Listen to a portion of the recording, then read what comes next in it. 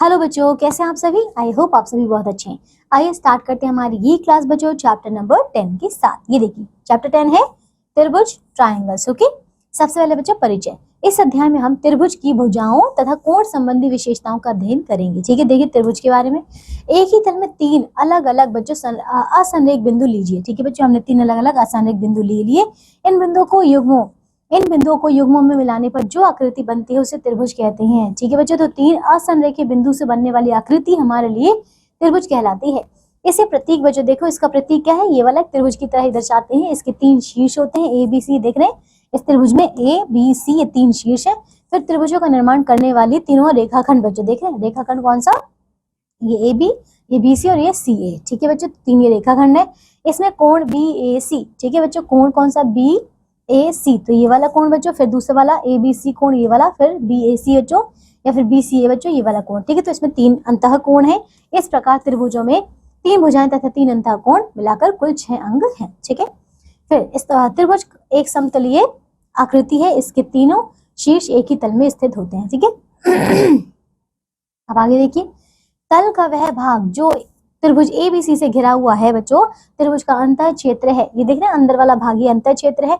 और देखो तथा तल का भाग जो त्रिभुज एबीसी से नहीं घिरा, यानी कि जो बाहर वाला भाग है बच्चों, ये त्रिभुज का बाह्य क्षेत्र है। ठीक है, त्रिभुजों का वर्गीकरण देखिए बच्चों त्रिभुजों का वर्गीकरण कोणों तथा भुजाओं के आधार पर किया जाता है। क्या है, कोणों की दृष्टि से त्रिभुजों के प्रकार। ठीक है बच्चों, पहला इसमें है समकोण त्रिभुज। वह त्रिभुज जिसका कोण बच्चों 90 डिग्री हो, ठीक है, समकोण त्रिभुज कहलाता है। जैसे कि ये वाला समकोण डिग्री है, मतलब समकोण त्रिभुज है क्योंकि इसमें एक कोण 90 डिग्री का है। फिर बच्चों दूसरा अधिक कोण। ठीक है, अधिक कोण त्रिभुज वह त्रिभुज जिसका एक कोण अधिक कोण यानी कि 90 से बड़ा होता है, वो अधिक कोण कहलाता है। ठीक है, अधिक कोण त्रिभुज, जैसे कि इसमें ये देखेंगे ये अधिक कोण है। ठीक है, 90 से ज्यादा है। ठीक है, फिर आता है न्यून कोण त्रिभुज। तो वह त्रिभुज जिसके सभी कोण न्यून कोण यानी कि 90 से कम के होते हैं, 90 डिग्री से, तो उन्हें न्यून कोण त्रिभुज कहते हैं। जैसे कि ये इन तीनों में 90 से कम है सारे कोण। फिर कहा है भुजाओं की दृष्टि से त्रिभुजों के प्रकार। बच्चों पहला इसमें समबाहु त्रिभुज, यानी कि समबाहु त्रिभुज वो होता है जिसमें तीनों भुजाएं समान हो। ठीक है, समबाहु त्रिभुज कहलाता है। जैसे कि इसमें आप देख पा रहे हैं ये 3 सेंटीमीटर, ये भी 3, ये भी 3। ठीक है, तो ये कितना हुआ, समबाहु त्रिभुज हुआ। फिर किसी समबाहु त्रिभुज में तीनों भुजाएं बराबर होती है, तीनों कोण भी बराबर होते हैं, याद रखिएगा। ठीक है, समबाहु त्रिभुज की प्रॉपर्टीज।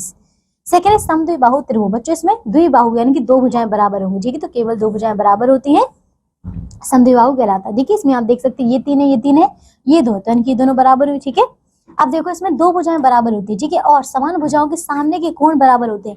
ये देखिए ये बराबर भुजा है, इसके सामने वाला कोण ये और इसके सामने वाला ये, तो ये दोनों कोण क्या है बच्चों, बराबर है। ये कोण अलग होगा। ठीक है, अब आता है तीसरा विषमबाहु त्रिभुज। ठीक है, वह त्रिभुज जिसकी तीनों भुजाएं असमान होती हैं उसे विषमबाहु त्रिभुज कहते हैं। इसमें देख सकते हैं ये 2 है, ये 3 है, ये 4 है बच्चों। ठीक है, तो अलग अलग है, तो ये है।